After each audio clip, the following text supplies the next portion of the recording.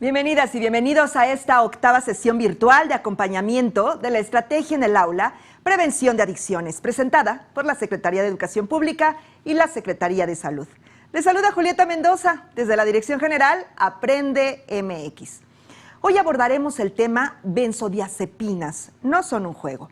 Pero antes de comenzar, les invito a que se inscriban al curso Estrategia en el Aula, Prevención de Adicciones, mismo que se imparte en la plataforma México X, donde van a encontrar información adicional sobre cada una de las sustancias, así como actividades de reflexión y para implementar con sus estudiantes.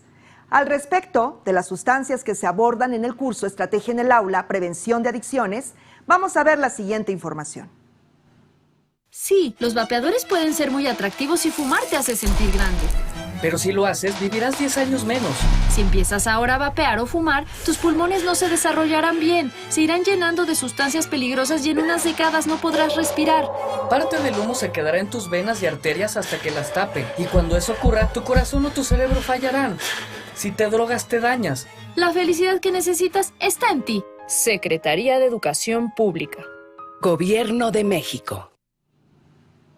Sin duda, información importante. Esta es una opción más de formación que la Secretaría de Educación Pública propone como parte de la estrategia. Y el enlace del curso está en los comentarios de esta transmisión y en el código QR que está apareciendo en su pantalla. Hoy dedicaremos este espacio a conocer un grupo de drogas o sustancias psicoactivas descritas en la guía para docentes, las benzodiazepinas, cuyo uso se ha desviado para generar problemas de adicción y sobre todo en personas jóvenes, al ser utilizados en retos virales que surgen en las redes sociales. Las benzodiazepinas son los psicofármacos más recetados. Surgieron en la década de los 60 como tratamiento en el manejo del insomnio y de la ansiedad. Sin embargo, su abuso puede alterar irreversiblemente la conducta de las personas, sus patrones de sueño, de habla, memoria y concentración, e incluso causar problemas respiratorios, caer en estado de coma o la muerte.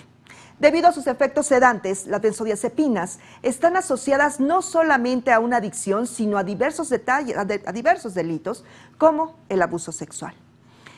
Vamos a hablar de ese tema, para hablarnos más de este grupo de medicamentos, sus características y sobre todo resolver dudas acerca de su impacto negativo en la salud de los niños, niñas y adolescentes a causa de su consumo fuera de la vigilancia médica. Tengo el gusto de presentar a la doctora Ana Rosa García Verdeja. Ella es psiquiatra general del Hospital Psiquiátrico Fray Bernardino Álvarez. A nombre de la Dirección General Aprende MX, doctora, bienvenida. Muchas gracias, buena tarde. Muchas gracias, doctora. Vamos a ver la semblanza de nuestra invitada de hoy. Doctora Ana Rosa García Verdeja, médica cirujana, egresada de la Facultad de Medicina de la Universidad Nacional Autónoma de México, especialista en psiquiatría por la UNAM, egresada del Hospital Psiquiátrico Fray Bernardino Álvarez. También es especialista en psiquiatría infantil y del adolescente por la UNAM, egresada del Hospital Psiquiátrico Infantil Dr. Juan N. Navarro. Actualmente se desempeña como jefa de División de Enseñanza y Capacitación del Hospital Parcial en el Hospital Psiquiátrico Infantil Dr. Juan N. Navarro. De nueva cuenta, bienvenida, doctora, y por favor envíen sus preguntas a través del chat de comentarios. La doctora Ana Rosa estará contestando cada una de sus dudas y sin más preámbulo, doctora, le damos la palabra. Muchas gracias. Bueno, es importante comenzar retomando algunos conceptos básicos, porque, como ya nos comentaba Julieta, las benzodiazepinas son medicamentos y es indispensable poder conocer que si bien son medicamentos muy seguros, su uso requiere una vigilancia muy estrecha para no caer en un uso problemático o en un consumo de sustancias nocivo. Para poder comenzar con la presentación, vamos a hablar primero, para retomar algunos conceptos de qué es una sustancia psicoactiva o lo que se conoce comúnmente como una droga. Bueno, tenemos que toda aquella sustancia que al ser introducida al organismo va a generar una respuesta, es decir, una modificación en el pensamiento, en la conducta, en el estado de ánimo, y de esta manera va a generar el desarrollo de algunas otras alteraciones en la forma en la que se percibe la realidad o la forma en la que una persona se conduce, va a ser considerada como una sustancia psicoactiva o como una droga. Es muy importante en este sentido, como veremos más adelante, que este tipo de sustancias van a ser utilizadas constantemente a pesar de que puedan generar para el individuo repercusiones o algunas consecuencias negativas, tanto para su desarrollo personal como para el desarrollo laboral, académico. Es decir, dejan de tener en cuenta esas consecuencias tan graves por el uso de la sustancia. Hablar de que existe una adicción también nos va a dar pie para hablar que van a generarse algunos fenómenos como adicción, tolerancia y abstinencia, que vamos a recordar también en estos conceptos. Como veremos más adelante en la siguiente diapositiva, hablamos de que existe una adicción cuando una persona utiliza alguna de estas sustancias psicoactivas sin importarle las repercusiones que ésta genera y que va a existir un impulso o un deseo intenso para continuar utilizándola sin importarle estas consecuencias. Estos efectos problemáticos se van a ver reflejados no solamente en la forma en la que se mantienen las relaciones interpersonales, sino que también van a comenzar a identificarse algunos efectos secundarios o algunos efectos no deseados a nivel físico. Consideramos actualmente que las adicciones son una enfermedad por esto, porque genera alteraciones tanto a nivel físico como a nivel psicológico y en las interacciones con el resto de las personas. Dentro de estos fenómenos de adicción tenemos particularmente bien definidos qué es la tolerancia y qué es la abstinencia. Hablamos de tolerancia cuando una persona va a requerir cada vez una cantidad mayor de una sustancia para alcanzar ese efecto deseado y al suspenderla se va a generar fenómenos de abstinencia. Cuando tenemos en conjunto estos dos fenómenos, tanto la tolerancia como la abstinencia, hablamos de que ya existe una dependencia a esta sustancia psicoactiva o a esta droga. Y esta dependencia se va a caracterizar nuevamente porque existe un deseo que no se puede reprimir para continuar utilizando la droga a pesar de que esto genera una consecuencia muy negativa y en la cual existe ya una pérdida del control. Es decir, a pesar de que una persona puede tener la intención de ya no continuar consumiendo, va a continuar haciéndolo porque el cuerpo va a generar toda una respuesta física. De acuerdo a cada sustancia es como se van generando estos fenómenos de abstinencia. Por ejemplo, tenemos que cuando se suspende, como vamos a ver un poquito más adelante, el uso de una benzodiazepina, las personas pueden llegarse a mostrar inquietas, con alteraciones en el patrón de sueño y sumamente angustiadas. Dependiendo cada sustancia, como ya se ha ido revisando a lo largo de este taller, ustedes también ya conocen cuáles son esos efectos de abstinencia a otras sustancias. Pero muy importante que recordemos que cuando combinamos estos dos fenómenos, tanto la tolerancia como la abstinencia, es cuando ya hablamos de que existe la dependencia a una sustancia. Actualmente se tienen bien identificadas cuáles son las principales sustancias de abuso a nivel mundial. Dentro de estas, las principales que tenemos es el alcohol, el tabaco, el uso de cannabis, alucinógenos, inhalantes, estimulantes, opiáceos y un grupo muy importante donde justo vamos a encontrar las benzodiazepinas, tiene que ver con el uso de estas sustancias con efectos sedante, hipnóticos o ansiolíticos. Es muy importante que partiéramos de retomar estos conceptos porque si bien una sustancia puede utilizarse de una manera adecuada como es un medicamento, cuando se lleva a un uso excesivo o a un uso que no está indicado o en un uso que no es el que nos ha indicado nuestro médico, es cuando podemos caer en estos fenómenos de adicción a las benzodiazepinas. Cada una de estas sustancias que platicamos va a tener diferentes mecanismos mediante los cuales se van a ir generando estos fenómenos de adicción, pero particularmente al hablar de las benzodiazepinas estaremos hablando que estos fenómenos de tolerancia y abstinencia se generan muy rápido por el efecto que tiene directamente sobre el sistema nervioso central. Como vamos a ver, para retomar, ¿cuál es la clasificación actual que tenemos de las drogas? Bueno, podemos hablar de que las drogas se pueden dividir, o estas sustancias psicoactivas se pueden dividir en tres grandes grupos. Uno es por el efecto que producen, el segundo es por el origen del que provienen y la tercera es si es de característica legal o ilegal. Las benzodiazepinas están dentro del grupo de las sustancias psicoactivas depresoras, es decir, lo que va a generar en el cuerpo es una disminución en la respuesta a los estímulos externos. Por ejemplo, en este grupo de depresores también encontramos el alcohol o la marihuana.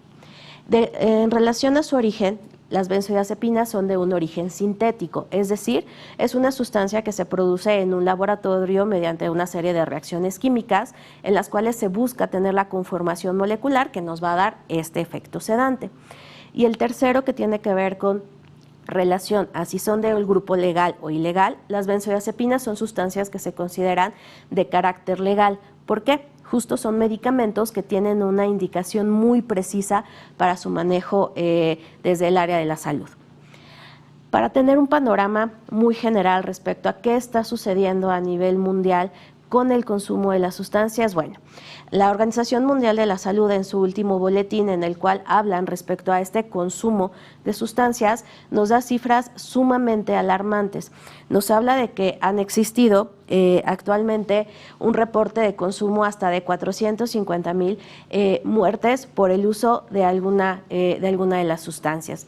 También nos habla que existe una prevalencia de uso de estas sustancias a nivel mundial hasta de un 6%, y algo muy alarmante también es, como vemos en la siguiente diapositiva, es que el uso de estas sustancias comienza en una etapa muy temprana.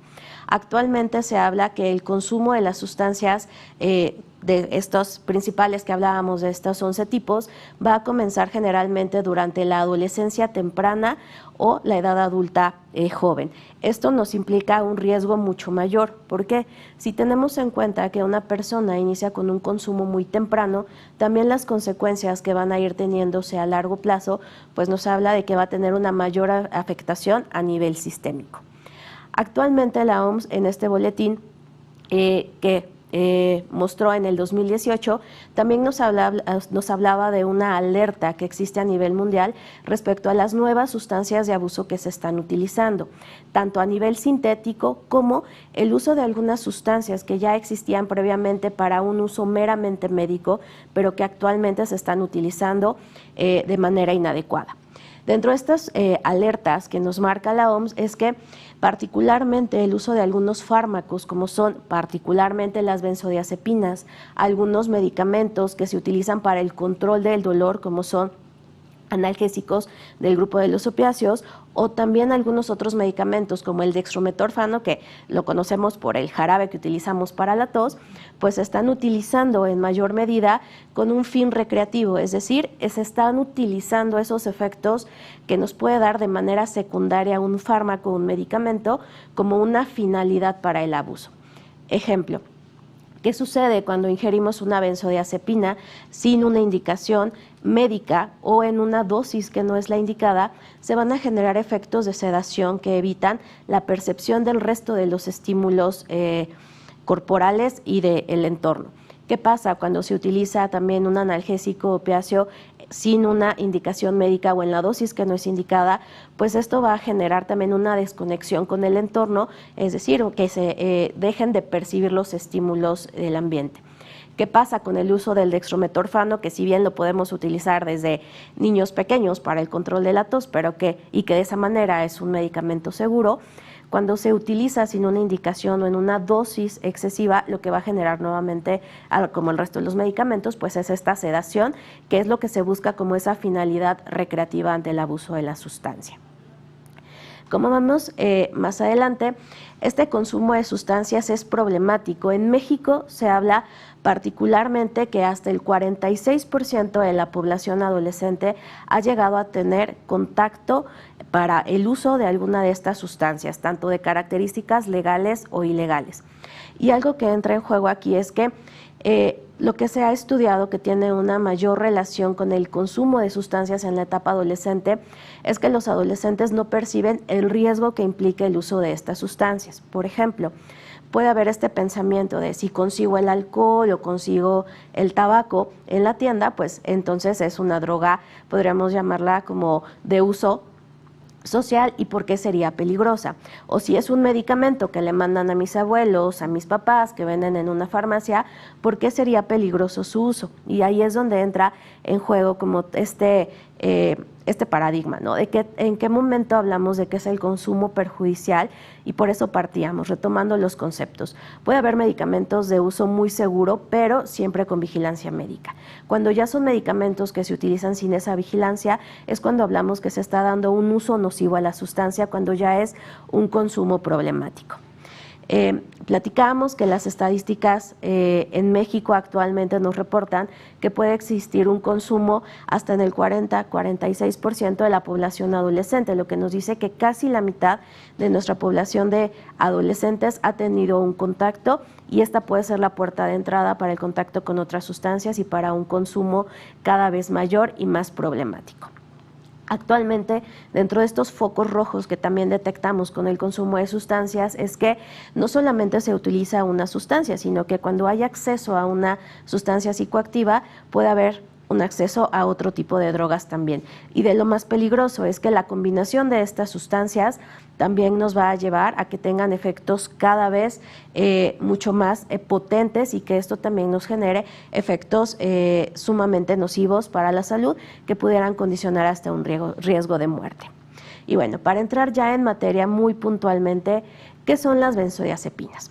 Las benzodiazepinas son medicamentos del grupo de los psicofármacos que van a estar indicados bajo ciertas condiciones muy particulares. Es decir, fueron medicamentos que se crearon con un objetivo del control de algunas enfermedades. Como veremos más adelante, las benzodiazepinas tienen exclusivamente 4 usos médicos. Estas son sustancias que se empezaron a sintetizar en los laboratorios alrededor de 1960, y los primeros que se lograron sintetizar fue el clordiazepóxido. Estos medicamentos, un año después, muy rápido, entraron en el mercado, particularmente con la síntesis de 2 medicamentos que todavía tenemos en uso, que es el clonazepam y el diazepam. Seguramente a ustedes les suena conocidos porque son las benzodiazepinas de mayor venta y que llegan a utilizarse de manera frecuente, pero es bien importante aquí que retomemos este concepto. Son medicamentos de un uso seguro siempre y cuando sean indicados por un médico, no cuando los tomamos sin una indicación. Este tipo de sustancias, existen varios tipos de medicamentos dentro de este grupo de las benzodiazepinas. Platicábamos del diazepam, del clonazepam, pero también tenemos algunos otros como alprazolam, lorazepam, bromazepam, midazolam, y que la diferencia que van a tener es que cada uno de estos tiene una vida media diferente. Es decir, su potencial de acción puede ir desde minutos hasta horas. Y esto es lo que nos da como un amplio rango del uso de estos fármacos. Como veremos un poquito más adelante, aquellas benzodiazepinas que tienen un mayor riesgo de abuso son las que tienen una vida mucho más corta, porque es un efecto inmediato donde pueden describir los usuarios de esta sustancia que es un efecto sumamente placentero, es como un efecto de sedación que se da muy rápido y que dura un periodo corto, lo que les permite como continuar haciendo otras actividades. Sin embargo, este tipo de efectos tan rápidos y por un periodo corto es lo que les da también su potencial uso como sustancias de abuso, es lo que les convierte en sustancias de alto uso como en una dependencia. ¿Cómo se dan estos efectos de las benzodiazepinas, tanto a nivel sedante como relajante? Bueno, esto tiene que ver con que el uso de las benzodiazepinas, su administración, va a afectar directamente a los receptores de unos neurotransmisores que tenemos en el sistema nervioso central, que es el neurotransmisor GABA. Este neurotransmisor, su principal efecto es inhibitorio. Entonces, cuando utilizamos una sustancia como las benzodiazepinas que inhiben a este neurotransmisor, lo que van a generar justo es que se tenga un efecto sedante potente, es decir, que se inhiban estas respuestas de excitación. Otro mecanismo por el cual las benzodiazepinas también llegan a tener este efecto sedante es porque tienen el bloqueo de algunos otros neurotransmisores excitatorios, como es el glutamato, y nuevamente se traducen en que tienen un efecto depresor del sistema nervioso central. Bueno, sí, realmente me parece que la obligación, doctora, con todo el diagnóstico que nos está dando, es estar alerta con nuestras niñas, niños y adolescentes. Y tengo varias preguntas ya. Terminamos este bloque, prefiere que lo concluimos y entonces le digo todas las preguntas que ya nos hicieron llegar. No olviden dudas, comentarios, la doctora al finalizar cada bloque va a responderlas. Okay. Bueno, aquí como un apartado muy particular quisiera comentarles que en los niños y los adolescentes este efecto sedante o relajante que se observa con las benzodiazepinas puede no estar presente, sino todo lo contrario, generar un efecto paradójico. ¿Por qué?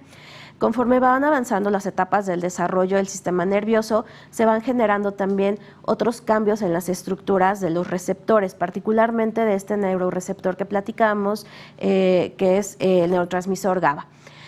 En una etapa del desarrollo de niños y adolescentes, estas puertas de entrada de los receptores todavía no están completamente desarrollados. Es por eso que las benzodiazepinas pueden dar un efecto paradójico. ¿Qué sucede? Que este efecto paradójico, en lugar de generar un efecto de sedación en los adolescentes, lo que va a generar es un efecto excitatorio. Y bueno, para terminar este bloque, quisiera que retomáramos cuáles son las indicaciones médicas en las que sí podemos utilizar de manera muy segura las benzodiazepinas. Platicábamos que hay 4 efectos particulares para los que se utilizan estos medicamentos. El primero de ellos es el efecto ansiolítico. Estos medicamentos lo que van a generar es una inhibición de la ansiedad al tener este efecto sobre el receptor y los neurotransmisores inhibitorios. El segundo efecto que se busca o la segunda indicación de este medicamento tiene que ver como relajante muscular. Es por eso que se utiliza también como un preanestésico en algunas cirugías para favorecer esta relajación muscular. Y el tercer uso que le podemos dar es como un fármaco anticrisis en aquellos pacientes que tienen crisis epilépticas particularmente descontroladas. En estos pacientes se puede utilizar de manera muy segura el medicamento siempre y cuando esté indicado por un médico. Algo muy importante aquí es que justo ante al observar este efecto de dependencia que se puede llegar a generar en las personas que los utilizan, la OMS ha pronunciado algunas pautas que condicionamos o que se llaman como uso racional de medicamentos y que si bien puede ser aplicado, por ejemplo, para antibióticos, en el uso de las benzodiazepinas y estos grupos de medicamentos que pueden llegar a convertirse en sustancias de abuso, pues tienen mucha más importancia. Hablamos de un uso racional del medicamento cuando tenemos ciertas características, que es, estamos utilizando el fármaco adecuado para un diagnóstico, para una enfermedad que está bien establecida o que se ha dejado muy claro que ese es el diagnóstico y el tratamiento más adecuado es ese que vamos a indicar. También hablamos de un uso racional de medicamentos cuando se utiliza en la dosis mínima necesaria, en la dosis segura, por un periodo adecuado de tiempo y cuando se genera un mínimo de costos para la persona que los está utilizando. Y partiendo de esto es que en el uso racional de los medicamentos tenemos que tener bien presente cuáles son las características de este grupo de las benzodiazepinas. Les comentaba un poquito antes, que las benzodiazepinas las podemos dividir de acuerdo a la vida media, de acuerdo al tipo de acción, al tiempo de acción que van a tener en cada una de las personas. Y de esto tenemos de vida media corta, de vida media intermedia o de vida media larga. Aquellos que son de vida media corta o intermedia, como es el bromazepam o el alprazolam, como vemos en la siguiente lámina, son aquellos que tienen un efecto mucho más potente para generar algún tipo de dependencia, porque el efecto es muy rápido, este efecto sedante se da de una manera inmediata o al cabo de 5 o 10 minutos y dura un periodo corto de tiempo. Que este periodo de acción sea tan corto, también lo que va a generar es que la persona tenga que consumir nuevamente la sustancia para volver a generar este efecto depresor y al durar poco tiempo e ir generándose este fenómeno que les comentaba de tolerancia, pues cada vez comienza a haber una necesidad mayor de utilizar cada vez mayor cantidad de fármacos. Ahora, quisiera que quedara también muy claro cuáles son las indicaciones o cuáles son las características que podríamos tener para un uso seguro de estos fármacos. Y estas tienen que ver que sean medicamentos que están indicados por un especialista o un médico que se pueda hacer responsable de su uso, que se esté revalorando constantemente cuál es la dosis adecuada y cuánto tiempo debe de estar presente para su manejo, y también que se mantenga un seguimiento médico adecuado, es decir, no es que damos un medicamento y se lo toma de aquí hasta que se le acabe la cajita, unos 3 meses y después continuamos, sino que sean medicamentos que verdaderamente estén vigilados y supervisados por el médico que los está prescribiendo. Bueno, pues doctora, si le parece bien, ¿vamos sacando las preguntas? Claro. ¿Sí? Sí. Muchas gracias por este primer bloque. No olviden que cualquier duda, comentario, aunque ya hayan escuchado la respuesta, si es su inquietud, háganlo saber, escríbanlo, estamos leyendo todo el tiempo. Voy a comenzar con las preguntas para la doctora y son muchas dudas ya, doctora, así es que, si me permite, empiezo con esta de Alfredo Jiménez. Un gusto seguir sus transmisiones, siempre en apoyo por el docente y así poder orientar a los alumnos. Felicidades a la doctora. ¿Cuáles son los factores que pueden contribuir al desarrollo de una adicción, doctora? Le preguntan. Ok, bueno, para que se genere el consumo de alguna sustancia, sea la que sea, tienen que existir 2 factores particularmente: factores de riesgo y ausencia de factores de protección. Los factores de riesgo los podemos dividir desde factores individuales, familiares, sociales, hasta algunos otros factores como son genéticos o biológicos. Por ejemplo, los factores de riesgo que más se han asociado para el consumo de alguna sustancia tiene que ver con la normalización del consumo. Es decir, no se percibe que existe un riesgo real ante el uso de algunas sustancias. Si yo veo que en mis familiares o dentro de mi grupo social se ha normalizado el uso y en algunas ocasiones hasta se exige que se consuma como parte de eso necesario para la interacción social, ese va a ser el principal factor de riesgo que va a abrir la puerta para que se comience con el uso de alguna sustancia.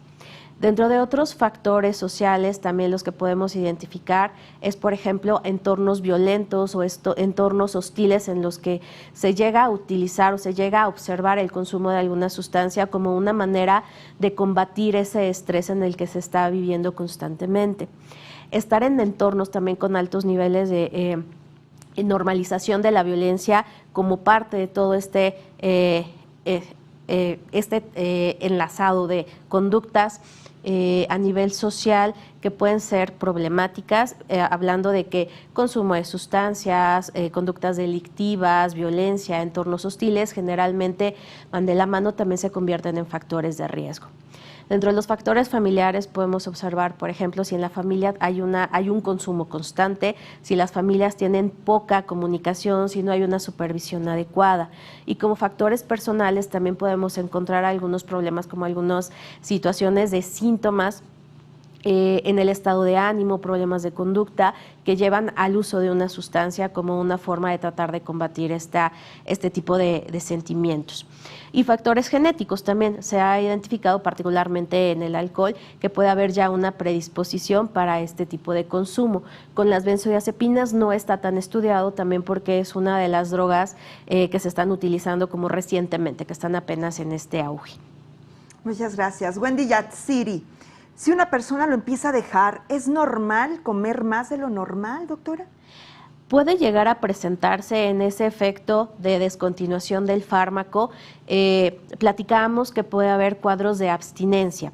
Esa abstinencia la vamos a ver un poquito más adelante, pero una manera en la que se puede presentar es con un incremento de la ansiedad.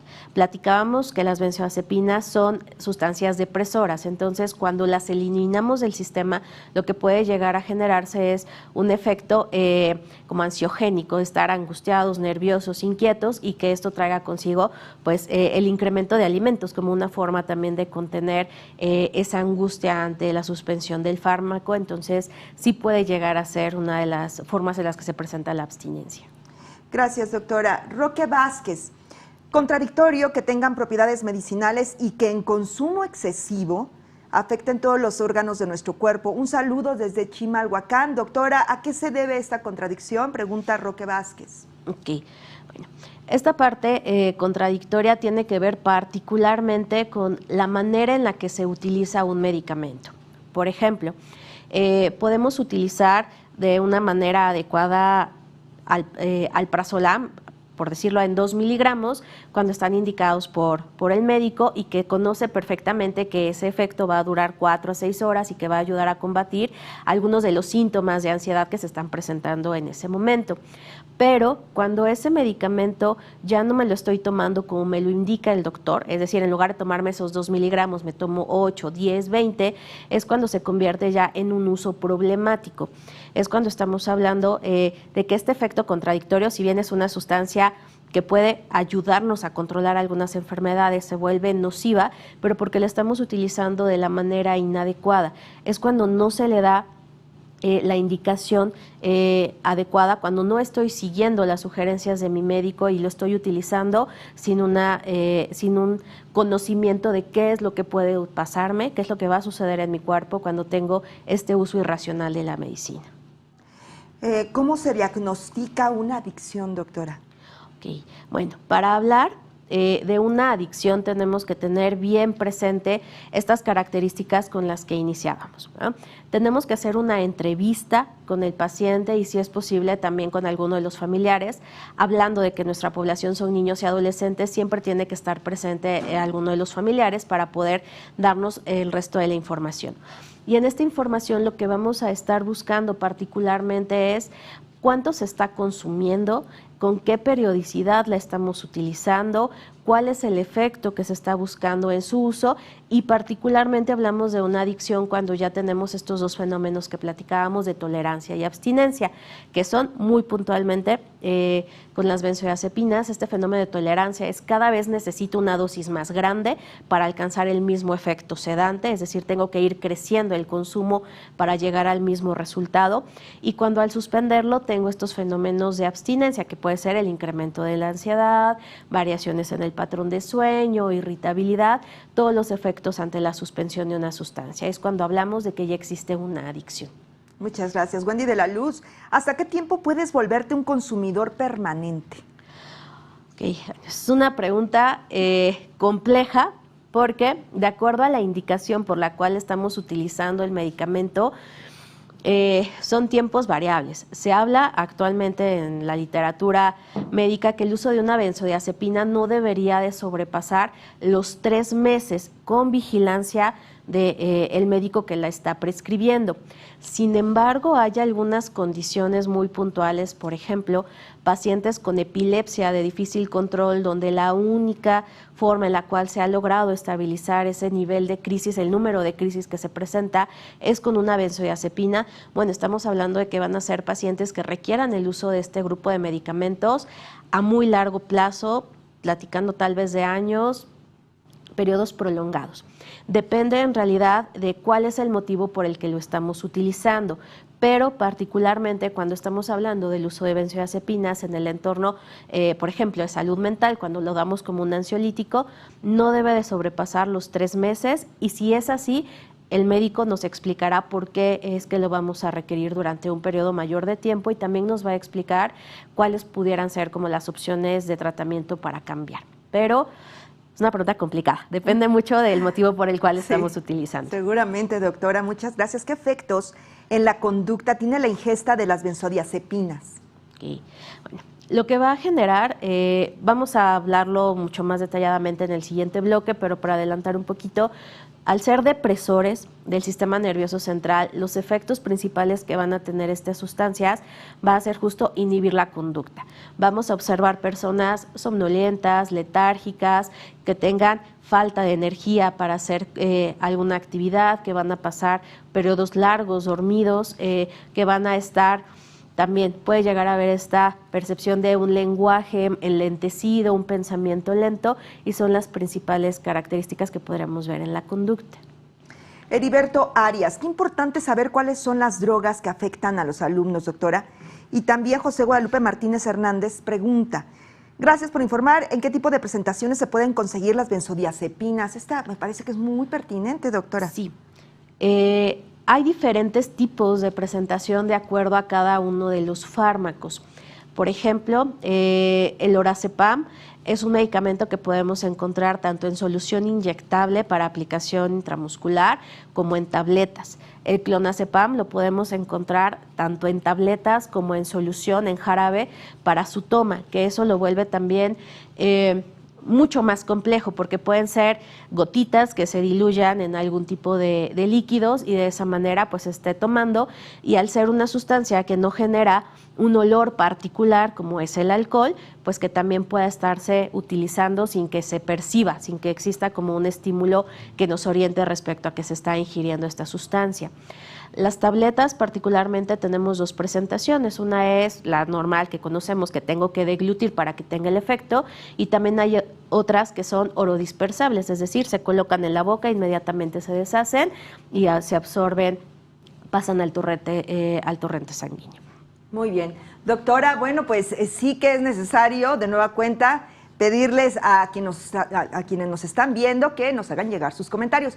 Pero ¿por qué son sustancias de abuso, doctora? ¿Le parece bien que continuemos con este segmento? Ok, claro que sí. Bueno. En este segundo bloque vamos a hablar justo de por qué las benzodiazepinas se pueden volver sustancias de abuso. Bueno, al igual que el resto de las adicciones a otras sustancias, el origen de esta adicción es multifactorial, es decir, existen una serie de factores que tienen que coincidir para que se desarrolle este tipo de adicción. El origen de esta adicción a la sustancia se ha identificado particularmente que puede estar influenciado por factores biológicos. Por ejemplo, en aquellos pacientes que por la conformación de estos neuroreceptores y del funcionamiento de los neurotransmisores van a tener un desarrollo de tolerancia mucho más rápido a una sustancia, es decir, se van a dar estos fenómenos de requerir cantidades mayores de una forma más rápida por esa estructura molecular que ya está preexistente, van a tener un mayor riesgo de adicción a este tipo de sustancias psicoactivas. También se ha asociado con otros factores de riesgo psicológicos, por ejemplo, aquellos pacientes que tienen ya una estructura de personalidad o que tienen formas de afrontar las situaciones estresantes con menor número de herramientas de afrontamiento, van a también ser personas con un mayor riesgo del desarrollo de este tipo de adicción. ¿Por qué? Platicábamos que al ser una sustancia depresora, parte de lo que nos puede generar es la inhibición de esa percepción de un estímulo doloroso, y no solamente un dolor físico, sino que nos referimos también a un dolor de tipo emocional. Entonces, aquellas personas que tienen dificultades para afrontar estas situaciones estresantes también van a ser mucho más fácilmente generadoras de este tipo de adicción. Y finalmente tenemos estos factores de riesgo o este origen social del consumo que tiene que ver, como comentábamos al inicio, actualmente dentro de estos retos virales que se llegan a observar, parte de lo que se está actualmente como pidiendo es que se tome alguno de estos medicamentos, alguna de estas benzodiazepinas, particularmente el clonazepam o el diazepam, que son los de mayor distribución, como una forma de cubrir un reto, como una manera de comenzar de cubrir una demanda social. Aquí quisiera que retomáramos un poquito algo que platicábamos, que era el que existe una baja percepción del riesgo del consumo. ¿Por qué? Por ejemplo, si alguno de mis abuelos no duerme y yo observo que en la casa está disponible el clonazepam o el diazepam que le dan en su clínica para que pueda conciliar el sueño, bueno, entonces si ellos lo toman, ¿por qué yo no lo podría tomar si me lo están pidiendo como parte de estos retos para tener una inclusión social? Y eso hace que baje la percepción del riesgo ante el consumo. Entonces eso vuelve mucho más complicado el uso de estas sustancias porque no se percibe un riesgo real y puede comenzar a ingerirse.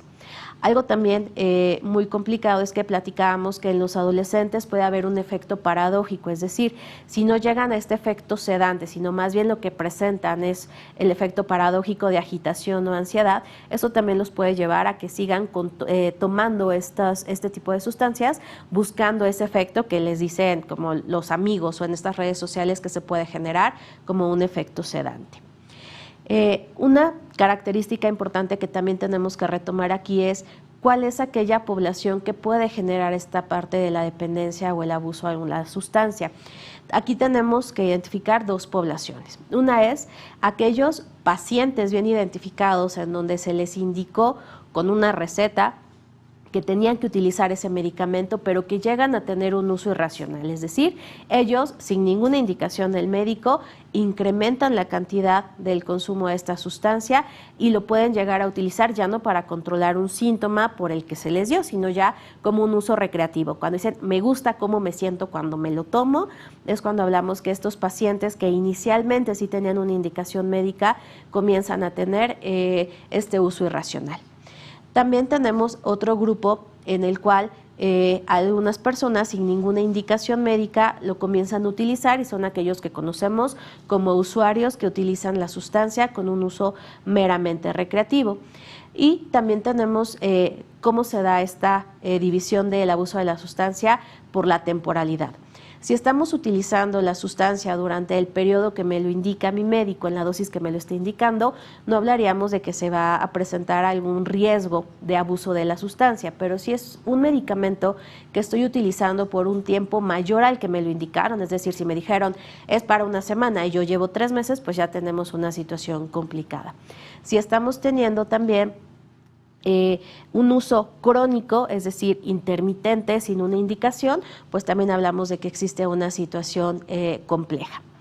¿Qué es lo que busca una persona cuando utiliza esta sustancia depresora? Bueno, dentro de las principales características que tenemos es que las personas que la utilizan con este efecto irracional, con esta indicación irracional, o cuando la utilizan meramente como un efecto recreativo, pues bueno, lo que están buscando es ese efecto hipnótico o sedante, este estado de somnolencia, de sedación, en las cuales se disminuye el estímulo a la percepción de eventos dolorosos o estresantes, y que algo que también lo favorece es que al ser una sustancia de características o dentro del grupo de sustancias legales, pues puede minimizarse el riesgo de su uso. Podemos decir, bueno, si lo están vendiendo en una farmacia, si me lo está indicando algún médico, ¿por qué sería peligroso? ¿No? Lo voy a probar, y eso bajar la percepción del peligro.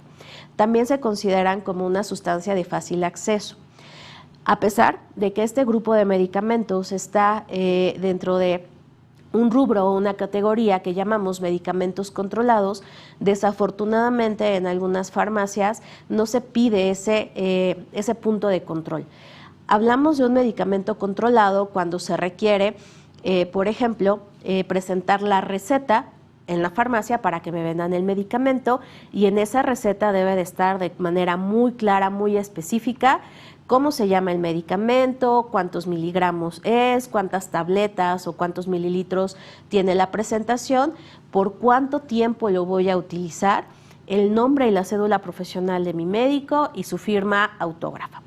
Hablamos de que a pesar de que existen estos lineamientos a nivel legal para que se pueda mantener un control de este tipo de medicamentos, desafortunadamente en algunos lugares no sucede así y el acceso es fácil. Basta con llegar a la farmacia y decir, véndeme un clonazepam, para que sea una sustancia a la cual se pueda tener el acceso, y que también el costo es mucho más bajo en comparación con algunas otras sustancias psicoactivas, por ejemplo, en comparación con la heroína o con la cocaína, la venta de clonazepam. Hay pacientes que dicen, me la pueden vender en 5 a 20 pesos, entonces si estamos platicando de este bajo costo, también se vuelve un acceso mucho más complicado. Y bueno, el factor más grave, que es al que tenemos que apelar todos, como en esta parte de la prevención, es que existe una nula conciencia del riesgo de su uso. Entonces, partir de que si bien son medicamentos seguros, únicamente cuando me las está indicando un doctor, también nos va a poder dar esta facilidad de tener procesos psicoeducativos con los estudiantes para decir que no porque sean un fármaco, no porque los encuentren en la farmacia, son sustancias que no son peligrosas. Bueno, otro factor muy importante a considerar es que, platicábamos, cuando se tiene acceso a una sustancia, generalmente es la puerta de entrada para el contacto con muchas otras sustancias, y la combinación de este grupo de medicamentos, particularmente con alcohol, o con otro grupo de fármacos que son los opiáceos, condicionan un riesgo vital. Se han reportado desafortunadamente casos hasta de fallecimiento por el uso combinado de este grupo de medicamentos. ¿Qué genera que estos medicamentos desarrollen rápidamente como este efecto adictivo en las personas? Bueno, esto tiene que ver con que rápidamente se dan los fenómenos de tolerancia. Platicábamos que la tolerancia es cada vez necesito dosis mayores para alcanzar el mismo efecto. ¿Qué sucede con las benzodiazepinas a nivel del sistema nervioso central? Conforme el cuerpo va asimilando este tipo de medicamentos, lo que se va generando es que los neurotransmisores y los neuroreceptores se van volviendo, podríamos llamarlo como resistentes al efecto, y para que puedan abrirse esas puertas de entrada se requiera cada vez una dosis mayor para alcanzar ese efecto. Entonces, es una situación sumamente compleja porque también se van sumando, ¿no?, cada vez más factores de riesgo en esta población para generar algún tipo de adicción. Y retomando algo de las preguntas que veíamos en el segmento previo, bueno, ¿qué puede llevarnos a la generación de estas adicciones?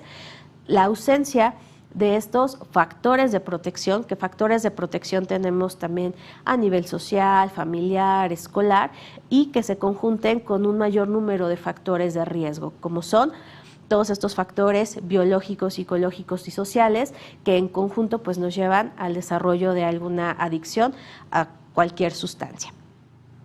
En la siguiente diapositiva vamos a observar cuáles son estos efectos particularmente que nos llevan al uso de una benzodiazepina. Y aquí quisiera que partiéramos primero cuáles son los usos o cuáles son los efectos ideales de estos medicamentos o por qué es que un médico nos lo receta. Bueno, hablábamos de que existen indicaciones muy precisas como anestésicos en la presedación, como ansiolíticos o para el control de crisis epilépticas, y justo el efecto que se va a buscar es que dé el alivio de esa tensión muscular, que nos ayude al control de la ansiedad, que nos ayude al control de esas crisis epilépticas o que nos ayude también como un estado de presedación al momento de que entramos a una cirugía. Esos serían los efectos ideales y pueden ser esos momentos en los cuales estamos utilizando de manera adecuada un medicamento. ¿Cuáles son efectos agudos que no deseamos del fármaco, pero que sin embargo sabemos que pueden estar presentes? Bueno, que se generen alteraciones en el estado de conciencia o en el estado de alerta, es decir, ante esta sedación las personas pueden ir experimentando algunos efectos como disminución de ese estado de alerta, como estar en un estado de ensoñación. También parte de estos efectos secundarios o efectos no deseados, pero que conocemos que pueden presentarse con el medicamento, puede ser un estado de somnolencia o de aletargamiento, donde la persona sí nos describe es que tengo sueño constantemente, tengo sueño todo el día, me cuesta mucho trabajo empezar a hacer mis actividades, pero que pueden ser efectos secundarios, si bien no deseados con el uso del fármaco, que sabemos que sí pueden estar presentes. También en aquellos pacientes particularmente que son altamente sensibles a este tipo de medicamentos, lo que podemos observar es que tengan cierto deterioro en la función motora, es decir, que tengan cierta torpeza motriz y pueden llegar a presentarse también algunos otros efectos como mareos, disminución de la frecuencia cardíaca o de la presión arterial, que también sean asociados al uso del fármaco. Y algo muy importante, que es justo el motivo por el cual veníamos platicando, se pueden generar este tipo de adicciones a las benzodiazepinas. Bueno, el uso de estos fármacos puede reducir la respuesta emocional a ciertos estímulos externos, como es el dolor físico o el dolor emocional. Que estos medicamentos nos generen un estado de sedación nos van a llevar justo a que esa respuesta esté disminuida. Y bueno, ¿qué pasa con el uso crónico de estos medicamentos? Se van a generar estos eventos de tolerancia. También se genera una dependencia física y psicológica. ¿Por qué? Platicábamos que las benzodiazepinas tienen efectos sobre los receptores y sobre el neurotransmisor GABA. Esta modificación que hacen a nivel neurobioquímico va a ser una modificación persistente en las cuales cuando dejamos de utilizar el fármaco se va a generar toda una sensación física y emocional displacentera. ¿Qué pasa? Si yo estoy experimentando altos niveles de angustia porque ya no estoy utilizando el fármaco, eso también va a generar que todas las sustancias químicas en mi cuerpo se modifiquen y esto pueda llevarnos, por ejemplo, a una elevación de frecuencia cardíaca, presión arterial, que se presenten dolores de cabeza, náuseas, mareo, alteraciones en los ciclos de sueño, particularmente lo que se observa son cuadros de insomnio y temblor distal. En algunos casos mucho más graves puede llegar a observarse también hasta la presentación de alguna crisis epiléptica o de alguna convulsión, como generalmente se conoce. Ahora, ¿qué efectos podemos observar en una intoxicación? Hablábamos inicialmente ya de cuáles son esos efectos ideales, cuáles son efectos secundarios del medicamento y qué puede pasar con el uso crónico, pero ¿qué sucede en aquellas situaciones en donde consumo el medicamento y estoy en un estado de intoxicación aguda? Es decir, consumí una sustancia en una dosis mayor a la que me había indicado mi médico y de la manera por el tiempo inadecuado. Hablamos ahí que existe una intoxicación. Y las podemos dividir en una intoxicación moderada o en una intoxicación severa de acuerdo al tipo de síntomas y signos que observamos.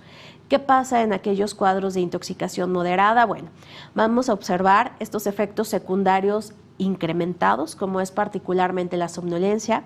Podemos tener un lenguaje farfullante, que el lenguaje farfullante se refiere al ir arrastrando la lengua, por ejemplo, cuando se está en intoxicación alcohólica, es lo que más frecuentemente podemos llegar a conocer.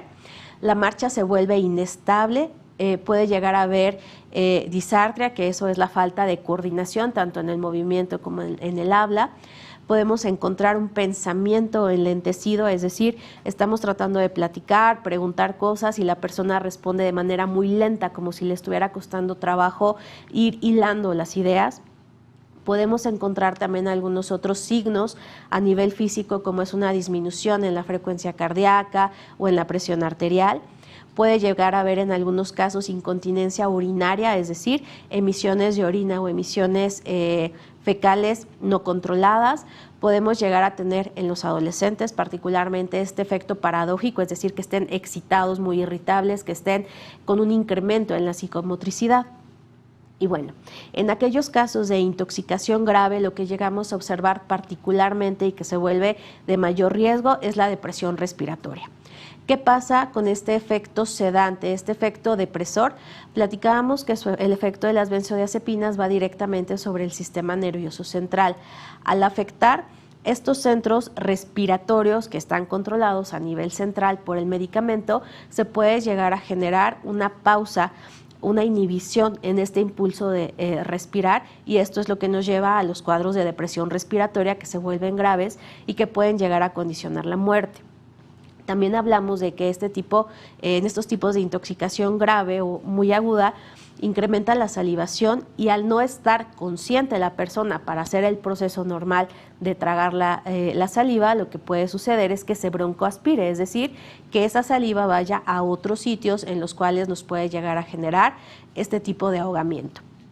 Y bueno, puede llegar a presentarse también estados de coma y muerte, particularmente cuando tenemos el consumo combinado con alguna otra sustancia depresora.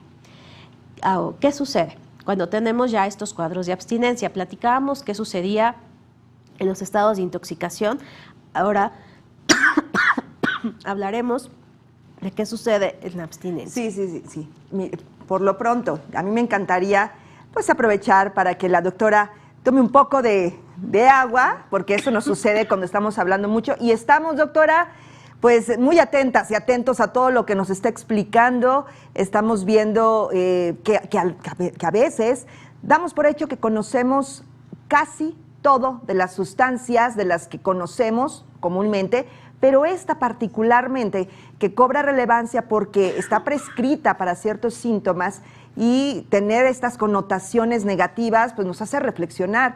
Así es que, doctora, vamos a concluir este segmento porque de nueva cuenta tenemos muchas preguntas, hay muchas inquietudes. ¿De acuerdo? Vamos a concluir este segmento. Gracias, doctora. Ok. Perdón. Y platicamos de esos efectos de abstinencia. ¿Qué podemos encontrar cuando una persona suspende el uso? Bueno, particularmente lo que llegamos a observar es una hipertensión arterial o taquicardia refleja. También podemos tener algunos fenómenos como tensión muscular y puede llegar a haber también una ansiedad reactiva, insomnio, inquietud o hasta algunos cuadros de agitación. No pasa nada, eso nos sucede muy frecuentemente, doctora. Mire, vamos a toser y no pasa nada si tosemos fuerte y demás, porque cuando estamos hablando tanto, a veces se nos va hablando de saliva, pues como se dice comúnmente, doctora, a veces se nos va por otra parte o nos cansamos tanto de estar hablando. Bueno, yo quiero dar algunos comentarios en lo que nuestra invitada se repone. Y tengo por aquí el comentario de Victoria Yolotl Tlanemani. Espero haberlo dicho bien, Victoria. Muy buenas tardes y muchas gracias a la doctora por aportar información tan valiosa. Muchas gracias a ti, Victoria, por escribirnos. Es muy importante tu comentario. Luego por acá tenemos también Teresa González. Bueno, ya tiene una pregunta. Dice que dónde se adquieren estas benzodiazepinas, si es por prescripción, si pueden ser adquiridas libremente. Ahora se lo vamos a preguntar a la doctora. Gracias también Lorena Díaz, Mari Vélez, Betty Trujillo. Voy a leer las preguntas en un momento más. Excelente información. Eva Sarracino y Caro Pérez, que muy buena información, sin duda. Estamos aprendiendo mucho. Y bueno, con esta espléndida explicación, doctora, ¿ya estamos bien? Sí, Nos gracias. pasa seguido, ¿verdad? Adelante, por favor. Ok. Bueno, hablábamos de cuáles son esos síntomas de abstinencia. Los poco frecuentes, que en realidad también son, a pesar de que se presentan pocas ocasiones, llegan a ser efectos graves, tienen que ver particularmente con náusea, vómito, dolor de cabeza, temblor distal y algunos cuadros de agitación.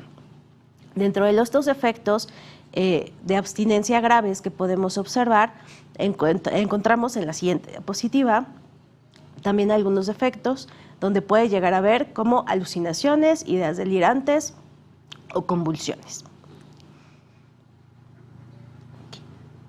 La que sigue. Disculpa. No pasa nada. ¿En ese estamos bien, doctora, o Ajá. más adelante? No, eso está bien. ¿Por qué las benzodiazepinas son sustancias de abuso, doctora? ¿No? Ok. Platicábamos que fueron sustancias que se sintetizaron desde 1960 aproximadamente. Sin embargo, una vez que comenzó a utilizarse mucho más en el mercado, lo que llegamos a observar justo fue que se comenzaron a conocer como unas sustancias relajantes o como sustancias que se utilizaban para el control de la ansiedad. Ese fue el motivo por el cual comenzó a haber de manera mucho más frecuente su uso generalizado dentro de la población y se comenzó a observar o se comenzó a como utilizar de manera social como una sustancia depresora y decían, bueno, estás muy estresado, tómate esto, casi como si fuera un remedio mágico. Y fue esto lo que lo llevó a un uso de manera irracional, es decir, ya no se estaba utilizando con una finalidad médica, ya no se estaba utilizando bajo una indicación o una prescripción del fármaco, sino que más bien se estaba utilizando de una forma como social o por recomendación de alguna otra persona. A partir de ese momento fue que la Organización Mundial de la Salud y también algunas agencias como la FDA en Estados Unidos, comenzaron a identificar que esta se podría convertir en una sustancia de abuso y comenzaron a tener como ciertas precauciones. Particularmente, en el año 2018, la OMS se pronunció y lo que nos dijo fue que había un incremento importante en el uso y el abuso de estas sustancias sin indicación médica y que podía conducir a cuadros graves de dependencia de la sustancia. También, a partir de que se observa este incremento en su uso, fue que en el año 2020 la FDA, que es la institución encargada de regular el uso de medicamentos en Estados Unidos, solicitó que se pusiera una leyenda de precaución en el uso de estos fármacos para que las personas que las utilizaban pudieran tener esa precaución. El saber que pueden ser sustancias que se conviertan en un medicamento que se utilice de manera irregular, que su uso requiere siempre una vigilancia médica y que si bien son medicamentos seguros, solamente son seguros bajo una prescripción adecuada.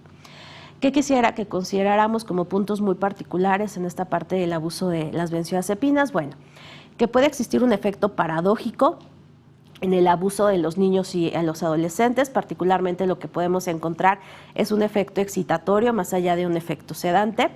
También que la combinación con otras drogas se vuelve potencialmente letal. Hablábamos particularmente que la combinación con alcohol y con algunos otros opiáceos son sumamente complejas. ¿Por qué? Si combinamos estas tres sustancias que son depresoras y hablábamos que hay un efecto directo sobre el sistema nervioso central, pues deprime el centro respiratorio y esto lo convierte en un alto riesgo de muerte. Y bueno, finalmente, este riesgo de tener algún accidente o de llegar a que condicione la muerte el uso de la sustancia no solamente es por el efecto directo de sedación o de privación de los centros respiratorios, sino que también se han ido asociando, por ejemplo, a que bajo la intoxicación con esta sustancia se pueden cometer algunos actos delictivos o se puede haber un mayor número de accidentes.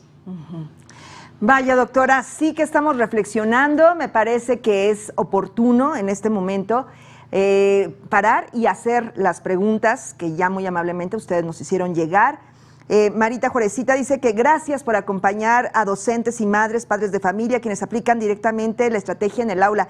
Sin duda, Marita, muchas gracias por este comentario necesario y sí, hay que revisar la estrategia en el aula.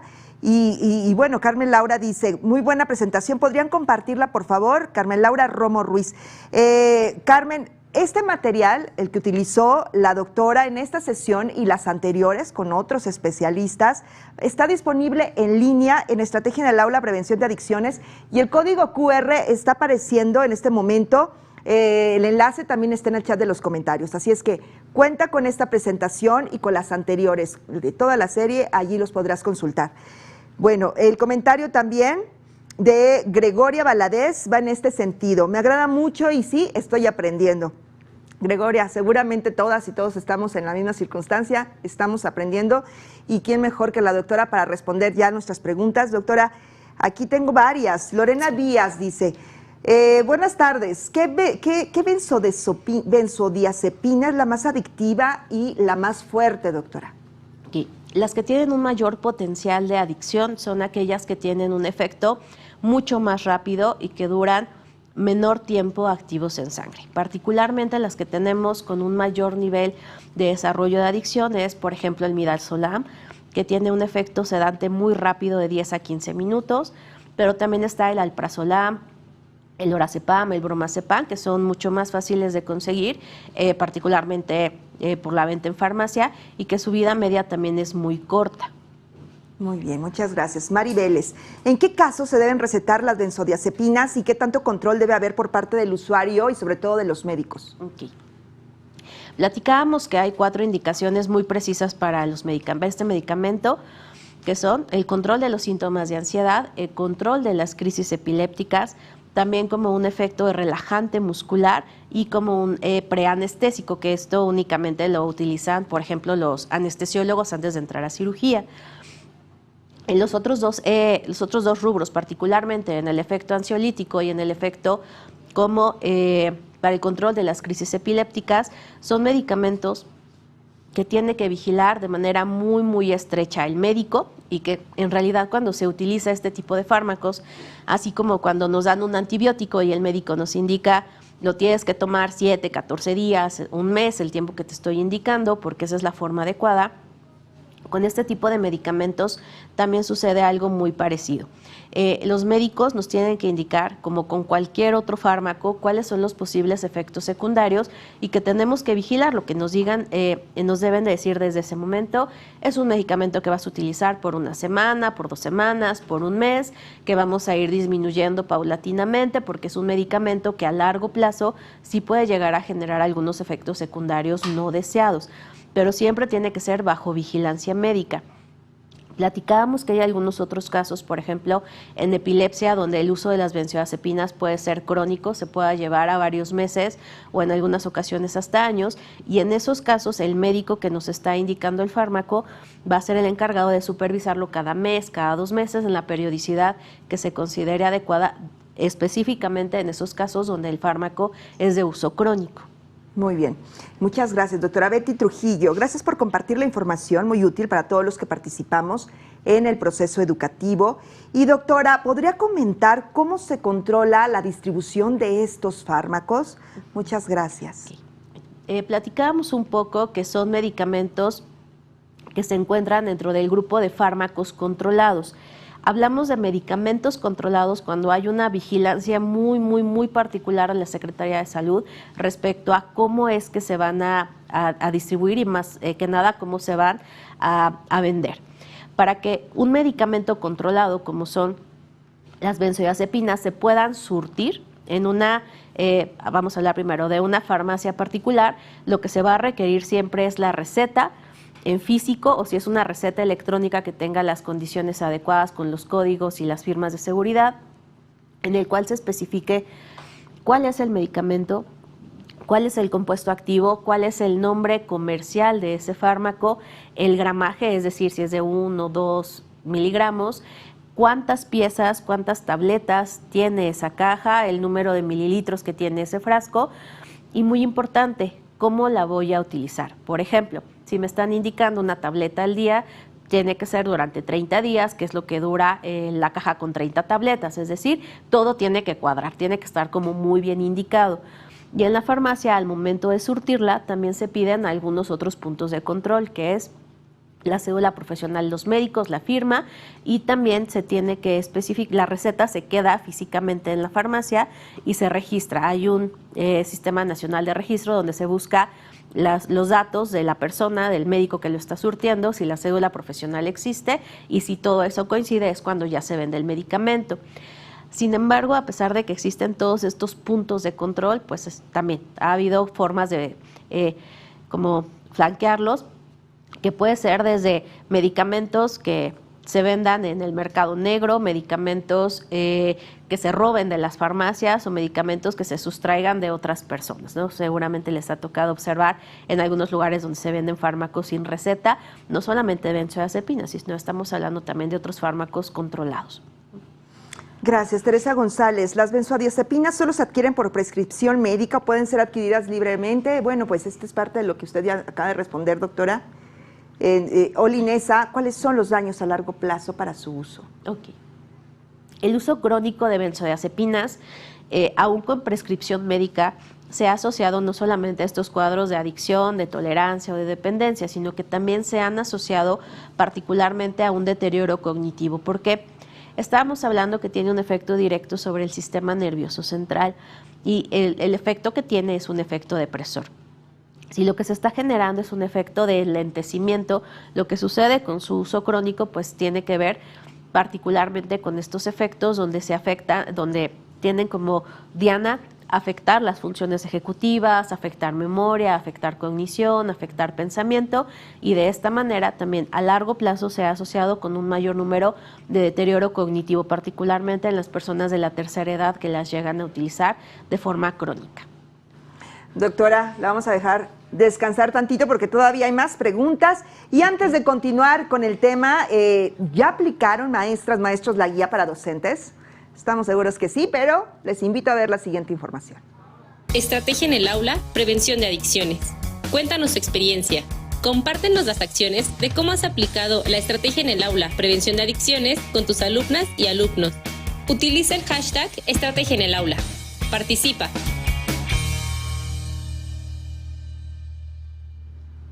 Y así de fácil es compartirnos sus buenas prácticas sobre esta importante estrategia. Esperamos contar con su participación, queremos escucharlos, leerlos, así es que en este momento ya hay que tomar muy en cuenta esto. Bueno, retomando el tema, doctora, nos ha hablado sobre los efectos que causa el consumo de las benzodiazepinas, pero ¿a qué se debe, doctora, que adolescentes y jóvenes tengan pues esta predilección para consumirlas? ¿Por qué pasa eso? Okay. Vamos a esta parte. Sí. Vamos a retomar en este bloque justo el por qué se vuelve una sustancia potencialmente de abuso en los adolescentes, pero también por qué son sustancias como tan socorridas por este grupo de la población. Hablábamos que parte de estos efectos que tiene este medicamento es el efecto depresor o el efecto sedante, donde se inhibe esa respuesta a ciertos estímulos dolorosos del entorno y que lo que se busca es ese efecto depresor, esa sedación.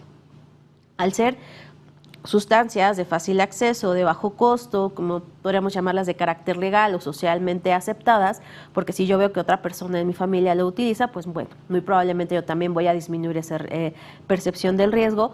va a ser mucho más fácil el que me acerque al consumo de esta sustancia.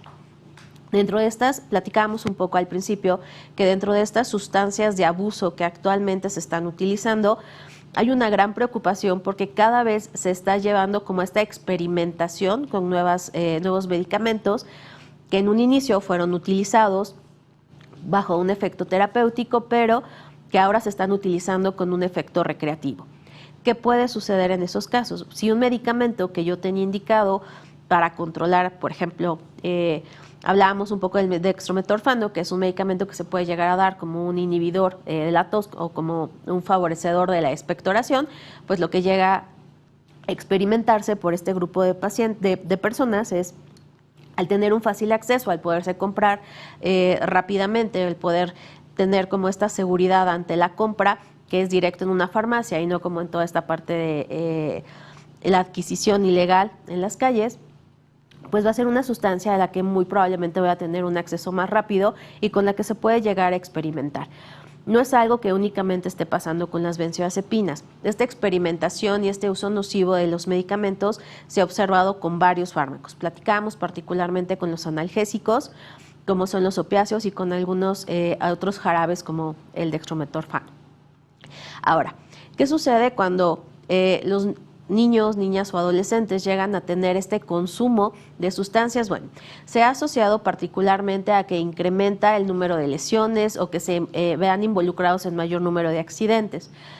Platicamos, y aquí quisiera retomar, que para que se lleguen a presentar estos cuadros de adicción o de dependencia, de tolerancia a la sustancia, debe de haber factores de riesgo, particularmente los que tienen una importancia mayor aquí son los factores de riesgo personales, psicológicos. Si estamos hablando de que una persona, un adolescente, ya tiene ciertos síntomas de ansiedad, síntomas depresivos, problemas de conducta, y lo que está buscando es como una manera de afrontar este tipo de experiencias, y lo que encuentra es el consumo de una sustancia, pues bueno, va a ser mucho más fácil que se pueda enganchar con el consumo constante, y que al estar combinados tanto estos efectos o estos síntomas en el estado de ánimo más el consumo de la sustancia, pues sea mucho más fácil que se presenten otro tipo de consecuencias, como son las autolesiones, o sea, que se establezca trastorno por consumo de múltiples sustancias. También se ha asociado con la presentación de algunos otros trastornos psiquiátricos, como puede ser trastornos depresivos, trastornos de ansiedad, o en algunos pacientes donde también se ha identificado el consumo de estas sustancias, son pacientes con trastorno por déficit de atención e hiperactividad. Algo que se vuelve sumamente preocupante, que hablábamos, es que el consumo de las sustancias también nos puede predisponer para involucrarse en otro tipo de actos, como pueden ser actos delictivos, tanto para conseguir el dinero y tener acceso a la sustancia, como por la propia presión social en el entorno en el que se consume. Y algo que se suma a esto es que también existe un mayor riesgo de presentar algún tipo de enfermedad de transmisión sexual, porque se llegan a asociar el consumo de sustancias con una conducta sexual problemática, donde, por ejemplo, no hay algún tipo de precaución al tener un contacto sexual con otra persona, en especial si es durante la intoxicación. ¿Qué pasa con este consumo de sustancias en niños y adolescentes? Bueno, hablábamos que su inicio se ha establecido particularmente como algunos picos donde hay un mayor riesgo de acercarnos a las drogas, y de estos tenemos la adolescencia temprana y tardía. Particularmente se habla a nivel mundial que el primer contacto con las sustancias es en la adolescencia a los 12 años. Sin embargo, algo que también se vuelve muy preocupante es que este rango de edad cada vez va siendo mucho menor. De acuerdo a la literatura que consulten, se habla que el primer contacto con una sustancia psicoactiva actualmente puede ser desde la infancia, entre los 7 y los 8 años. Entonces estamos hablando de que cada vez hay un consumo mucho más frecuente y mucho más alto a lo largo de la vida de toda nuestra población de niños y adolescentes. Y bueno, el consumo abusivo de esta sustancia, no solamente un consumo problemático, sino un patrón que ya se vuelve en una adicción, una dependencia o tolerancia, la podemos observar ya en etapas muy tempranas, desde la adolescencia o la etapa adulta joven. Como vamos a ver en las siguientes diapositivas, ya vamos a hablar muy propiamente de qué podemos hacer nosotros dentro del salón, desde nuestro espacio de escolarización, para poder detectar y para poder ser un punto de apoyo para esta población. Se habla Particularmente, la OMS se pronunció que las escuelas son el principal foco de atención donde se puede prevenir el consumo de sustancias a largo plazo en la población de niños y adolescentes, porque funciona como un pilar para proporcionar procesos educativos, es decir, proporcionarle información suficiente a la población de niños y adolescentes respecto a qué puede llegar a suceder con el consumo de alguna sustancia, algo que resultaba anteriormente contradictorio, que llegaba a ser como una creencia, es si hablamos de algunas sustancias psicoactivas, si hablamos de drogas, pues es como si les estuviéramos incitando, les estuviéramos abriendo la puerta para que vayan y las prueben, y no es así. El hablar sobre todas estas situaciones problemáticas, el hablar sobre cuáles son el tipo de sustancias que existen, cuáles son los efectos que nos están generando, nos ayuda para que los niños y adolescentes tengan presente que existen y que pueden ser un riesgo potencial. También la escuela nos funciona muy bien como un punto de apoyo, no solo en el proceso de proporcionar psicoeducación a los niños y adolescentes, sino que también nos ayuda para dar un encuadre, una normativa legal respecto a qué puede suceder como una complicación ante el consumo de las sustancias, y que nos ayude también a esa detección temprana y a la canalización a los lugares adecuados. Hablamos de que la escuela se convierte en un punto de encuentro para los niños y adolescentes, en los cuales pueden expresar dudas también de una manera mucho más adecuada, y donde se les puede llegar a proporcionar toda la información necesaria para que ellos puedan tomar la decisión de alejarse del consumo nocivo de estas sustancias. La escuela también se habla que construye espacios seguros en los cuales podemos llegar a expresar las emociones y se pueden llegar a expresar todas las dudas que existen en relación a qué podría suceder si consumo o no consumo alguna sustancia. Hablamos de que la escuela también nos puede preparar para afrontar esas situaciones de primer contacto ante un consumo. Por ejemplo, si un adolescente llega a una fiesta en la cual se le ofrece algún tipo de sustancia, sea una pastilla, sea alcohol, sea tabaco, y ese niño o adolescente ya posee la información necesaria para poder decidir: lo quiero usar, no lo quiero usar, quiero experimentar o no quiero experimentar porque sé toda la situación complicada a la que me puedo exponer, va a ser también un factor de protección para evitar que ese niño llegue a una etapa de consumo perjudicial o de abuso de alguna droga. Y bueno, hablamos de que también en la escuela se construyen entornos seguros en los cuales se puede llegar a tener una interacción con pares de una manera segura, bajo un entorno controlado, en los cuales se pueda tener también como acceso a otras herramientas para afrontar a los problemas. Hablamos de que la escuela se convierte en este factor de impacto también desde otros sentidos, particularmente desde el punto en el que nos ayuda a elevar la percepción del riesgo que existe ante un consumo. Que algo aquí bien importante, no se trata de generar estrategias de prohibición, ¿no? Que en muchas ocasiones eso sí puede llegar a generar que en los adolescentes exista como este deseo de probar cosas. Más allá de prohibir el consumo, lo que se trata de hacer es proporcionarles la información necesaria, que ellos sepan qué puede llegar a suceder si yo decido consumir alguna sustancia, y que eso ayude a que se tome una decisión informada, no que sea desde un punto de vista de prohibición, en el cual pues lo que en realidad puede llegarnos a generar pues sea una conducta de reto en los adolescentes, donde se diga, pues entonces ahora sí lo quiero hacer. Este espacio de impacto en la escuela también nos ayuda porque puede detectar un consumo temprano. En realidad, el que los adolescentes y los niños se encuentran escolarizados es el principal factor protector para evitar el consumo. ¿Por qué? Si un niño o un adolescente se encuentra en un sistema escolarizado, va a ser mucho más fácil el que se pueda detectar, por ejemplo, estos cambios en el estado de ánimo, en los cambios que puede llegar a haber en la conducta, que se puedan percatar los profesores, por ejemplo, que está disminuyendo el rendimiento académico, y que eso sea como el primer punto, que sea el primer foco rojo que observemos para tratar de investigar qué es lo que está pasando y poderle proporcionar a los niños y los adolescentes de la manera más adecuada la información que se requiera. ¿Cuáles son los indicadores que podemos observar para pensar que ese niño o ese adolescente está teniendo el consumo de alguna sustancia? Bueno, Lo primero que podemos observar es que existen cambios importantes en el comportamiento. Niños o adolescentes que previamente jugaban en el recreo, que participaban en clase y que ahora son alumnos que están todo el tiempo recostados sobre el pupitre, que no participan, que se vuelven aislados.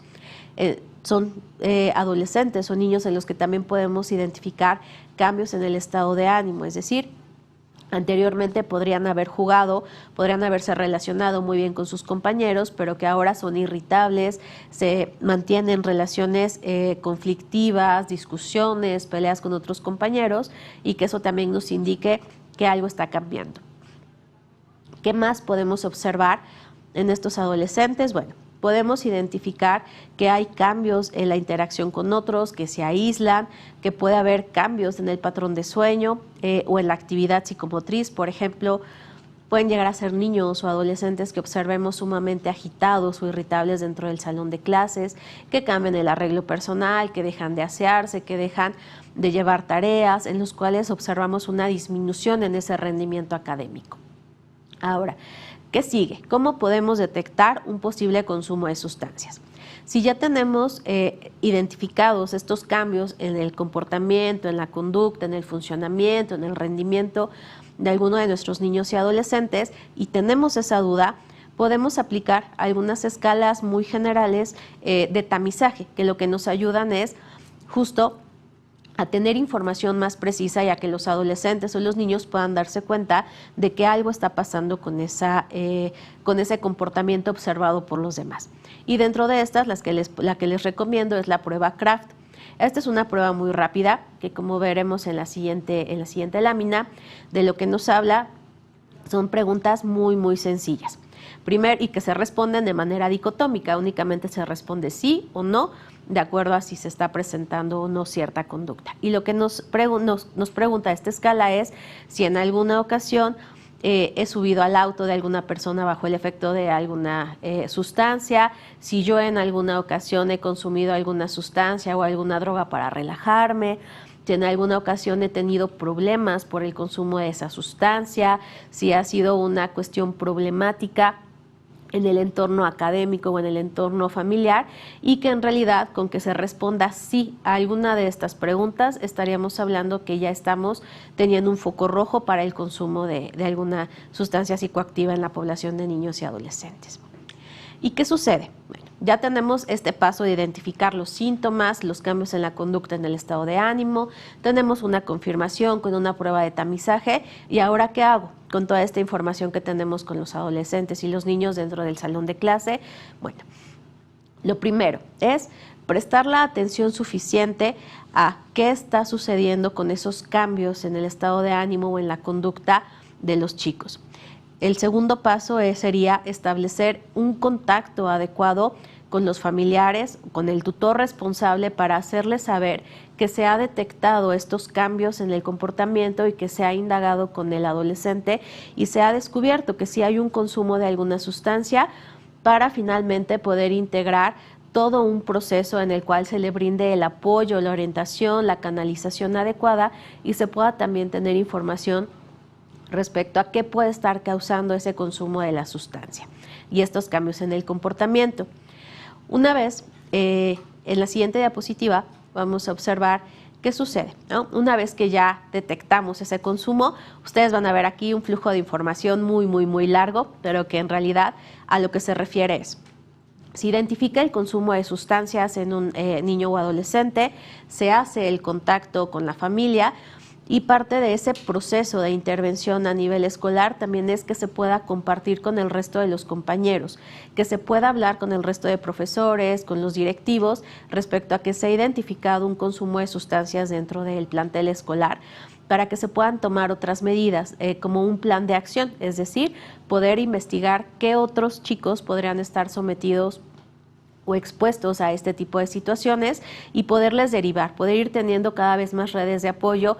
Por ejemplo, identificar cuáles son las instancias en salud mental cercanas a domicilio a donde podríamos canalizar a estos alumnos y a sus familias para que reciban atención, y para eso contamos con 2 líneas particularmente.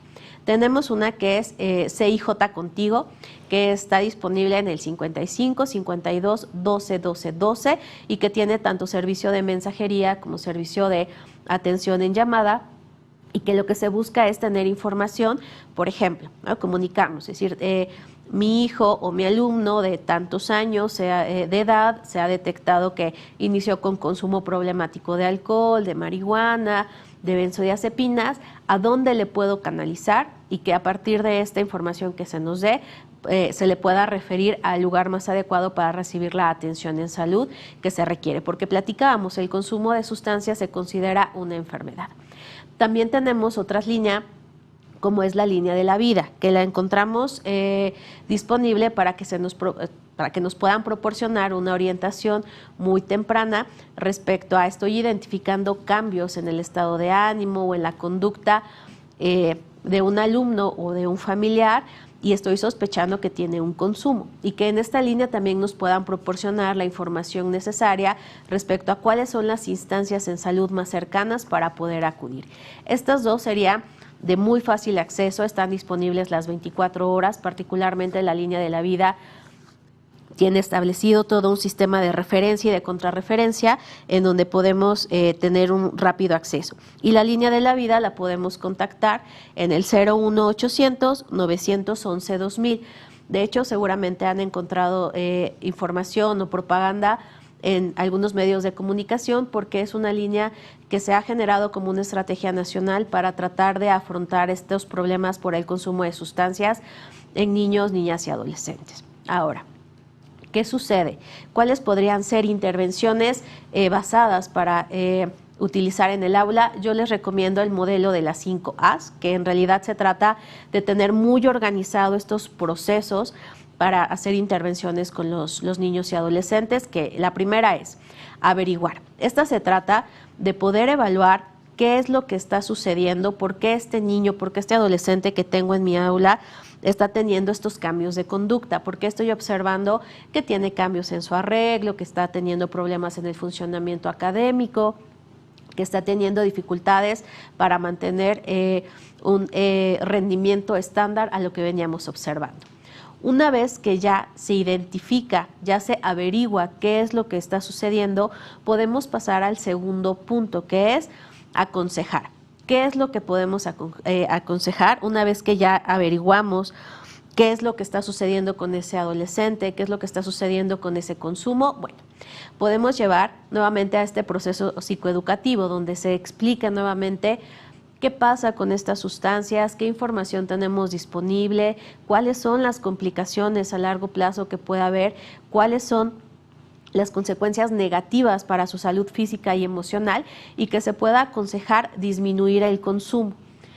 Una vez que ya averiguamos, aconsejamos, hay que llegar al tercer punto, que es acordar con ese adolescente cómo podría hacerse esa reducción. Que esto puede ser una manera muy sencilla, como un acompañamiento, no como un proceso terapéutico, como una atención en salud mental. Eso se tendrá que hacer en el área adecuada donde se refiera a ese alumno, pero sí podemos acordar. Bueno, tuviste la apertura de hablar qué es lo que está pasando, qué te parecería si podemos ir hablando que cada vez disminuyas. Por ejemplo, si fumabas 5 cigarrillos en un día, ¿por qué no bajarlo a 4? ¿No? Y cuando sientas ese deseo, pues podemos platicar, o yo también puedo buscar alguna herramienta para aconsejarte, para ayudarte a que puedas atenuar esta parte del deseo del consumo. Y una vez que acordamos esa reducción en el consumo, podemos pasar a apoyar. ¿Cómo? Orientando respecto a que existen instancias en cuales conseguir o tener acceso a estos procesos de salud mental, y preguntarle muy directamente a ese adolescente cómo considera él o ella que se le pueda apoyar, y que pueden ser espacios desde, bueno, platicar con alguien, el simple hecho de haberlo abierto y haberlo platicado con un profesor, con una figura de autoridad, ya me ayuda a poder tener conciencia de lo peligroso que es, y que esto funcione como una herramienta de prevención o de intervención temprana ante la detección de un consumo. Y bueno, ¿qué pasa después de que ya tenemos estos 5 pasos de averiguar, aconsejar, acordar y asegurar el seguimiento? Tenemos que pasar a qué estamos buscando. Hablábamos un poquito anteriormente que más allá de tener una prohibición del consumo, lo que tendremos que hacer es un acercamiento, ¿para qué? Para limitar el daño. Si hablamos con los adolescentes de que se les prohíbe alguna situación, sea lo que sea, muy probablemente eso lo tomen como una invitación para retar a la autoridad, como llega a suceder en esta etapa del desarrollo. Entonces, tener todas estas estrategias dirigidas para limitar el daño, es decir, para que cada vez se consuma menos, para que se eleve esa percepción del riesgo del consumo, va a ser una estrategia mucho más efectiva para tratar de abordar con nuestros adolescentes y con los niños una salud mental en la cual no se incluya el consumo de sustancias. Y bueno, para terminar, ¿cuáles son las conclusiones a las que tendríamos que llegar? El consumo de sustancias en niños y adolescentes se vuelve una situación cada vez más problemática y con un alto impacto en la salud física y emocional de nuestra población. Es por eso que necesitamos tener cada vez un mayor número de intervenciones destinadas tanto para su detección como para su tratamiento oportuno. Al ser un problema de salud, particularmente en los adolescentes, al ser la población más vulnerable, es necesario que todos estemos preparados para hacer una intervención temprana, para poder detectar desde una etapa inicial cuáles son los factores de riesgo a los cuales están expuestos para tratar también de irlos modificando y poder ir teniendo cada vez una mayor percepción de cómo las herramientas de autocuidado desde el nivel personal de cada uno de los niños y adolescentes van a ir favoreciendo que tenga un desarrollo saludable. Algo más que también debemos de tener bien presente es que desafortunadamente cada vez existen más sustancias de abuso y que sustancias que anteriormente podríamos considerar como seguras, ejemplo, los medicamentos, actualmente se pueden utilizar en este mercado de drogas de abuso de sustancias psicoactivas con la finalidad de obtener ese efecto secundario deseado por los usuarios. Y bueno, las benzodiazepinas, si bien pueden ser medicamentos de uso seguro cuando son prescritos por un médico y vigilados con un seguimiento adecuado, también son medicamentos que pueden llegar a utilizarse con un efecto recreativo y convertirse en sustancias de abuso. Por eso la importancia de que sea considerado dentro de estos grupos de psicoeducación para que todos podamos tener información suficiente para hacer las intervenciones adecuadas. Y bueno, para terminar, poder prevenir el consumo va a ser nuestra principal herramienta para evitar cuadros graves de adicción en los cuales se ponga en riesgo la vida de las personas. Con esto terminaríamos. Doctora, realmente nuestro reconocimiento y nuestra felicitación porque nos dio todo un diagnóstico y todo lo que compartió hoy muy amablemente. Seguramente ustedes que nos están viendo querrán consultarlo y ya saben, directamente las indicaciones está en la estrategia, en el aula y también en el chat de esta transmisión. Nada más quiero finalizar con estos comentarios de parte de Nayeli Terán. Gracias por esta conferencia. La información que nos proporciona a través de los especialistas en el tema, hemos podido implementar la estrategia en el aula Prevención de Adicciones. Muchas gracias, Nayeli. Ese es el objetivo. Rocío Jardón, excelente información, doctora. Muchas felicidades y muchas gracias por compartirnos conocimientos. Estoy aprendiendo mucho. Todos estamos aprendiendo, Rocío. Y, doctora, muchísimas gracias. Muchísimas gracias. Bueno, las benzodiazepinas son sustancias que lamentablemente han llegado al mercado ilegal y esto las pone al alcance de niñas, niños y adolescentes, como ya escuchamos con la presentación de la doctora, sobre todo si tomamos en cuenta su popularidad para cumplir retos virales a través de las redes sociales. Es por ello que nos corresponde hacerles saber y reflexionar junto a nuestros estudiantes que las benzodiazepinas no son un juego. Recuerden que pueden apoyarse en los materiales y medios de contacto que la Estrategia en el Aula, Prevención de Adicciones, ha puesto a su disposición, así es que esta información la pueden consultar en la página que aparece en pantalla, estrategiaenelaula.cep.gov.mx o bien en el chat de la transmisión, tanto para docentes como para familias, padres, madres de familia, tutores, en fin. Muchas gracias, doctora Ana Rosa. Muchas gracias por compartirnos sus conocimientos y estamos seguros que esta información les será de gran ayuda y complemento a las y los docentes. Muchísimas gracias, doctora. Muchas gracias por la invitación. Bueno, de nueva cuenta, recuerden que el material que utilizó la doctora en esa sesión estará disponible en el curso en línea Estrategia en el Aula, Prevención de Adicciones. Y está ya, el código QR está apareciendo en pantalla. El enlace está en la sección de comentarios. Pueden continuar las reflexiones acerca de lo que escuchamos hoy en el grupo de docentes Aprende MX y si aún no forman parte de esta gran comunidad, les invito a que se unan en el enlace que aparece en la pantalla y en el chat de comentarios de esta transmisión. Las y los esperamos en la sesión virtual con el tema Inhalables, aléjate. Es difícil recuperarse. La cita es el próximo 13 de junio a las 16:30 hora del centro. Antes de finalizar, ¿qué les parece si me acompañan a ver esta información? El fentanilo es una de las drogas más peligrosas que puedes probar. Te puede enganchar desde la primera vez y comienzas a morir en cuanto la pruebas. Es muy difícil detectarlo. No tiene olor ni sabor. Te lo pueden ofrecer en polvo blanco, pastillas o aplicado en pequeños pedazos de papel. También lo mezclan con gotas para los ojos o aerosol nasal o lo añaden a dulces o golosinas. Es tan adictivo que es casi imposible dejarlo de consumir. Por eso los traficantes la añaden a otras drogas para engancharte más fácilmente. Cuando te ofrezcan cualquier sustancia, la que sea, nunca aceptes. Si entra a tu cuerpo, te adormecerá. Perderás interés en las actividades diarias y sufrirás de ansiedad, paranoia y agresividad. Con el tiempo, tus brazos, manos, dedos y cuello se irán deformando y perderás el control de tus movimientos. Y desde la primera vez te relaja tanto que afecta gravemente a tus funciones vitales. En especial, puede detener súbitamente tu respiración. ¿Ves? No te arriesgues. Si te drogas, te dañas. La felicidad que necesitas está en ti, con tu familia, tus amigos y la comunidad. Secretaría de Educación Pública. Gobierno de México.